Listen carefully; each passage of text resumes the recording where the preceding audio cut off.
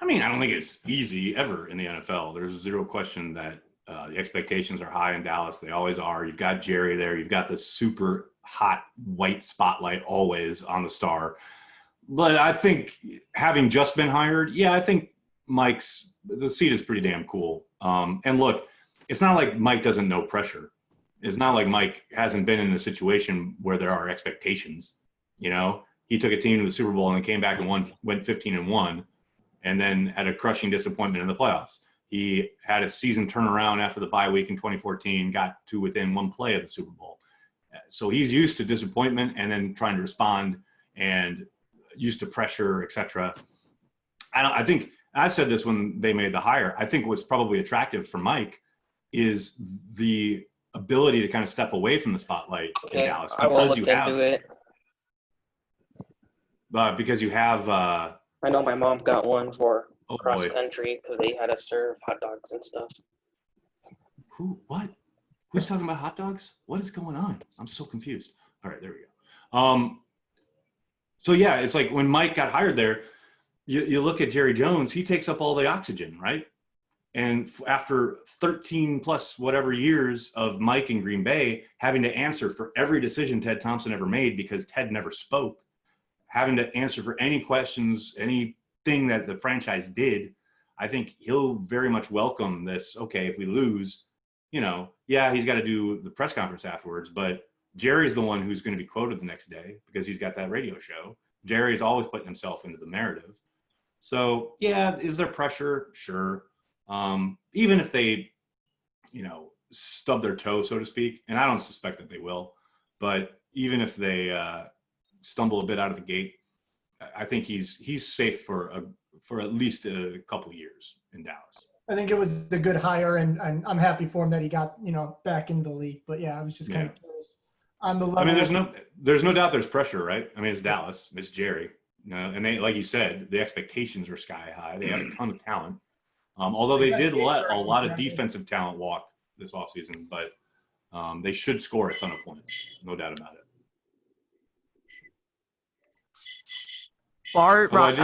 I did kind of like that he got on board and said, "Oh yeah, you keep calling the plays, so that when the offense stinks, I can ride in and be the savior. So then Mike can take play calling away. That'll be his first move, but if things go bad." What's your over/under and how long that happens? Well, it depends. If the offense is humming, then you probably don't need to. But if they're stumbling out of the gate, say they start 3-4 or whatever, yeah, I could see that. I'd say around week 7 or 8. I'm sorry, Joey, go ahead. Favre or Rodgers? Oh, why?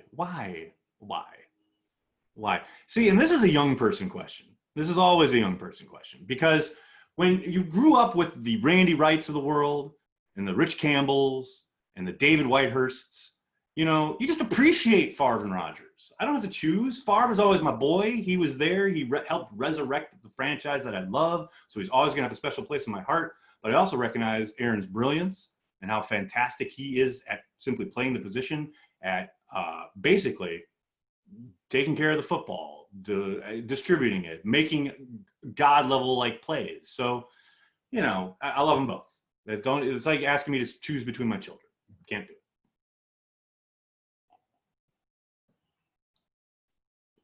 My brother made me ask it. Yeah. Blame the brother. I like it. I see where you're going there. Aaron, just circling back to what we were talking about earlier with Montravius. Mm-hmm.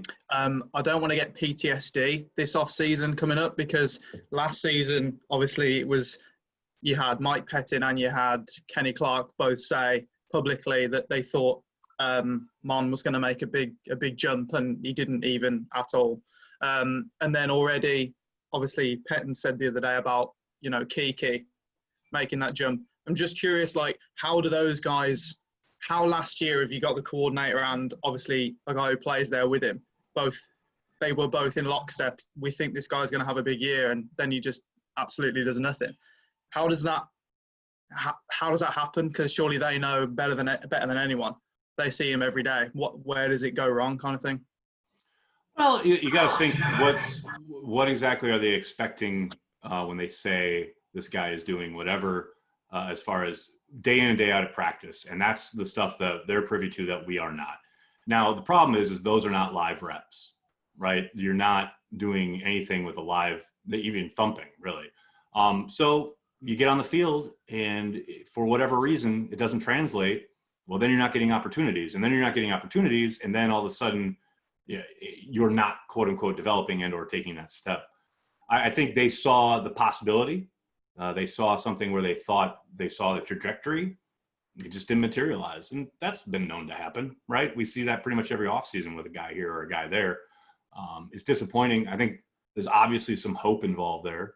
With Pettin, it's, I need another guy up front. For Kenny, it's, God, I would love to get some help up here outside of Tyler Lancaster's hustle. But yeah, I don't read too much into it. And that's why I never make much of those quotes to begin with. I get it in this age of we need content every day. People take those. I mean, Ryan Wood would write a 4,000-page article on that quote alone, and I love Ryan. Ryan's a good friend. I tease him about the shit all the time because they have to, they work for a corporate entity that demands content constantly, blah, blah, blah. So if a coordinator and a Kenny Clark say, this guy's going to take a jump, they write a 4,000 word piece about how this guy's going to take a jump. And then that gets fed into the internet machine where all the aggregators, CHTV included, blow up the article to, oh, look at this. And so you see it 20 times in your Twitter feed. And then you think, oh, Montravius Adams is going to make a fucking jump. And then you get to like November and he's barely playing or maybe even inactive. And you're like, hey, whatever happened to him making a jump? All I saw across my Twitter feed was he was going to make a jump. Well, when in actuality, you just saw the Twitter machine at work. That's all that was, So that's why I always take those quotes with a grain of salt, because could he take a jump? Yeah. Is there talent there? Is there potential there? Absolutely. It's the whole reason he's in the NFL. You don't get to the NFL, as Mike McCarthy used to say, by being a guy. You just don't. People want to categorize it that way, but you just don't.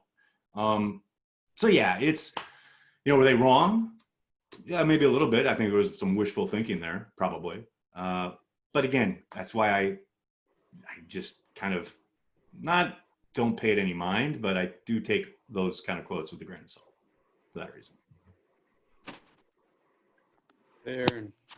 Sorry, guys. I get really passionate about the whole internet thing, as you can tell, about how content is created and digested and what it does to fandom, because, man, fandom is so different now than it used to be. How it grows and multiplies. Yeah. Very, very much so. Sorry, who did I cut off there? Sorry about that. I had a question. Yeah, what's up? So I guess with Jamal Williams coming into his final contract, I know he's still on his rookie deal, and that he's probably the Packers' best pass blocking running back. But could they just decide that maybe he's not in their future plan, so maybe cut ties with him a year early for a guy like Patrick Taylor or Dexter Williams, maybe? It's I mean, the straight up cutting is probably a long shot. I would be surprised if they went that route. I think there's a better possibility that he gets traded because of what you just talked about. The idea that he is going into his last year. You might be able to get something for him, especially if there's an injury somewhere around the league at the position, which there always are at running back. If there's a team that needs a guy who's able to step in, who has been incredibly productive, has shown he can not only pass block, but catch passes out of the backfield. He had a number of great catches last year, including that awesome one in Kansas City. He's definitely valuable. And because they drafted A.J. Dillon, because they still have Dexter Williams, there is a little bit of depth there. So yeah, if a team called and said, we'll throw you a day 3 pick for him, I don't doubt for a second the Packers would listen. But straight up just cutting him, that would surprise me, just because he's a good football player. And I'm never of the opinion that you should be cutting good football players. Now, they did that with Mike Daniels, but they did that because his body was breaking down. And lo and behold, he missed pretty much the whole year in Detroit because his body's breaking down. I don't see Jamal's body breaking down anytime soon. Obviously, he plays a position that's high attrition rate, and it's a very short career at running back. But he proved his worth last year, and I think all you got to do is listen to Matt LaFleur talk about the guy. especially when he's asked about Aaron Jones. There was no sure bet last year during media availabilities that if you asked an Aaron Jones question of Matt LaFleur, you would get a response that included Jamal Williams within 30 seconds. He always went out of his way to mention Jamal. I think they're a great 1-2 punch. Obviously, A.J. Dillon's on board now, and that changes kind of the picture there. But I'd be almost shocked if they straight up cut him. That doesn't mean they won't. Lord knows, Nagler's never right. But yeah, a trade is a possibility, but I don't see them cutting it.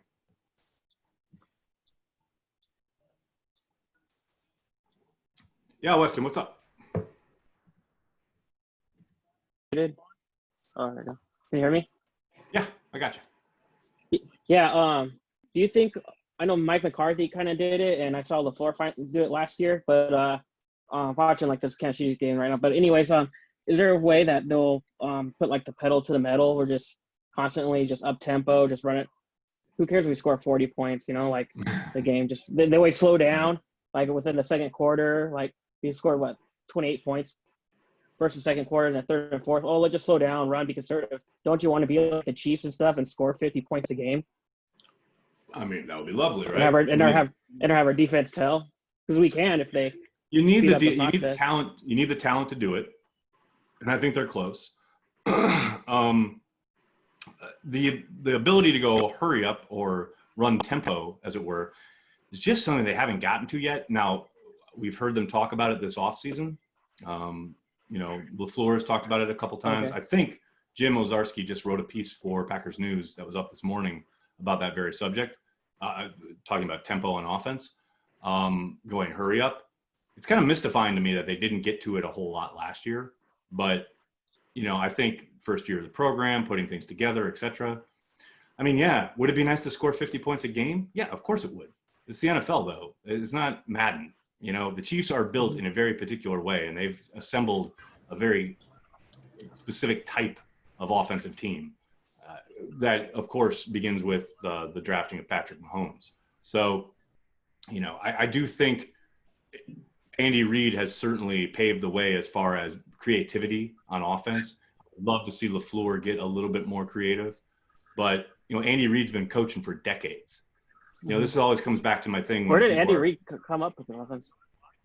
Well, he in Green Bay with Mike Holmgren. He was on Mike Holmgren's staff. He was actually one of the first people I ever remember going from a position coach to a head coach. When he was hired by the Eagles, he was the Packers. He had been their tight ends coach, and he was a quarterbacks coach, and then he got hired to be the head coach in Philly. But yeah, I mean, that's the comparison people make when they talk about. This is always my pushback when people talk about Shanahan and LaFleur. Well, yeah, Shanahan's been doing it almost literally his whole life. And, don't get me wrong, LaFleur is obviously a lifer. He's a coach. He was a player. He's a coach, et cetera. But he's entering his second year as head coach. Andy Reid's been a head coach for decades. So, it would be nice to score 50 every week. No doubt about it. But you're building a program in Green Bay. Maybe they get there to the point where they are scoring a boatload of points every week. I think Gutekunst has looked at the team as we want to be a much more well-rounded / complete team. I think that's what last offseason was all about, taking pressure off the quarterback position, trying to bring in some defensive talent, trying to change things up, emphasis on the running game on offense, and alleviate the pressure and the necessity for your quarterback to ball out week in and week out. Now, maybe that changes once they move to Jordan Love. If Love is anything – if he can reach his potential, his ceiling is certainly high. But there's a ways to go before we get there. You don't have to automatically pass on tempo either. No, that's true. No, absolutely. I think tempo, we talked about this earlier, it's also the best way to take the starch out of this rush that teams like the Chargers and the 49ers can generate. You can get 1 or 2 first downs, and those guys will have their hands on their hips, and then they become like putty. So this tempo 1,000,000%. This run at a pass rush. Absolutely. This tempo thing is a huge thing this year. Yeah, and I think you can win any number of ways. I was kind of just mystified by all of those game plans against the Chargers and the 49ers both times because of exactly what you're talking about. Run the football, man. That's your quarterback's best friend. And for whatever reason, they decided they wanted to run it through Aaron. Rodgers, not Jones. And that never made sense to me because I'm with you. You run at Bosa, you run at either Bosa, you run at those guys, and you've got a much better chance of, blunting their ability to pin their ears back. Because you saw both times in San Francisco, that's what happened. That they just got after Rodgers because they didn't respect the run at all because they knew the Packers weren't going to lean on it. So that's my take anyway. I got time for one or two more guys, and I'm going to have to hit it early, unfortunately. I'm wondering if the change in the marijuana tests will affect Adams at all. The new rules. Possibly. The problem is he was arrested, which automatically will get put into, the league discipline kind of shredder, so to speak. Now, the idea that he, the marijuana laws, obviously the weird thing there is that it's different from state to state. I believe he was arrested in Georgia. But there's no doubt that the league will look at it and they could easily turn around and suspend him for basically you're not representing the shield bullshit provision that's in the CBA. The conduct unbecoming, et cetera, whatever. It's so hard because it's seemingly so arbitrary with Goodell, right? But you're right there in the sense that it's not like they can point to marijuana in and of itself being the reason for the suspension. Right. Aaron, because Z had a charge last year too, right? But was he not? He did, and there's still a possibility. The problem now, that's twofold. Is that that was before the current CBA, which, by the way, the new rule is you can't be suspended for testing positive for marijuana, but being arrested for it.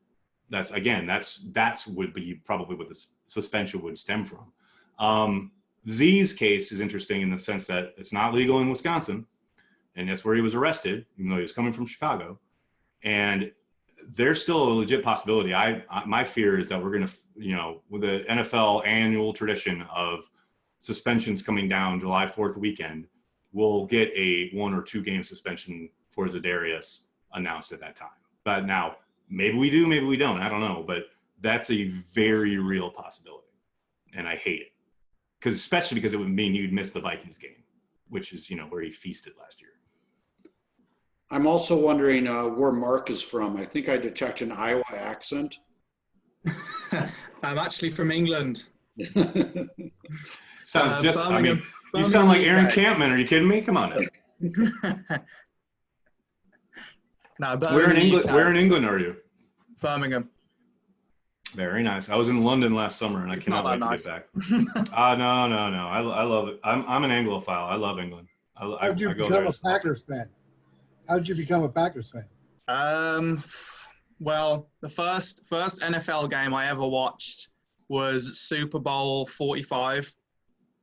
And before the game, I was like, it was the first time I'd ever watched Super Bowl, and I was like, well, I generally can't watch sport as a neutral. I end up just kind of rooting for a team anyway. So before the game, I was like, well, I'm going to have to pick a team. And I picked the Packers, obviously, and the Packers won. And it just went from there, to be honest. Okay. So, did you really pick before the game? Oh, I picked before the game. I picked before the game, and I remember vividly because I was still at school at this time.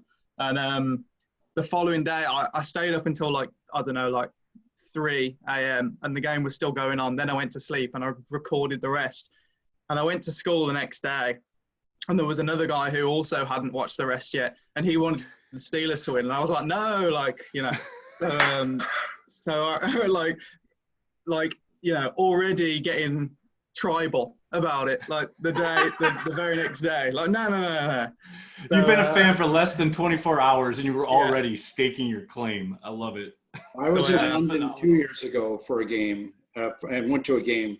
It was interesting how many people just want to learn the game. As I'm sitting there watching the game, they're asking the Americans questions about the game while it's going on. It was really fun. Yeah, I've been to the UK games every year. They're not doing them this year, obviously.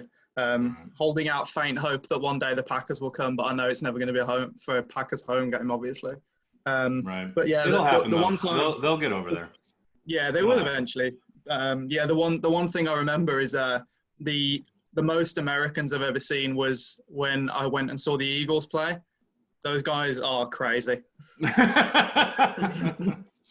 Oh my God. I should, next time on Transplants next week, I'll have Corey tell his story of going, because in 2010, when they made their run, Corey went to every playoff game.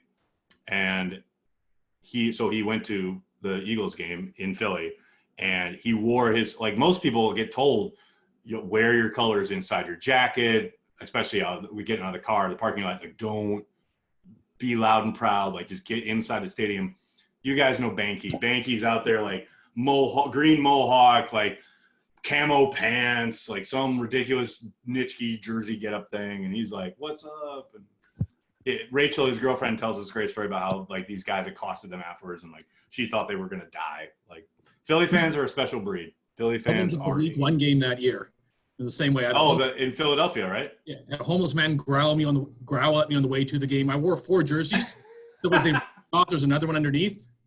But a couple of bigger guys and Eagles fans and a little bit of protection, but it was a different crowd. Yeah, they are insane in the best and worst possible way. Yeah. All right, guys, I'm gonna have to jump. I can't thank you guys enough for hanging out. Do this again next week, and in the meantime, check out all the great stuff at CHTV. Packer Transplants next week. Thanks a lot, everyone. Aaron. Yeah. Thanks, Aaron. Go Pack, go. Go Pack. You're the G. Go.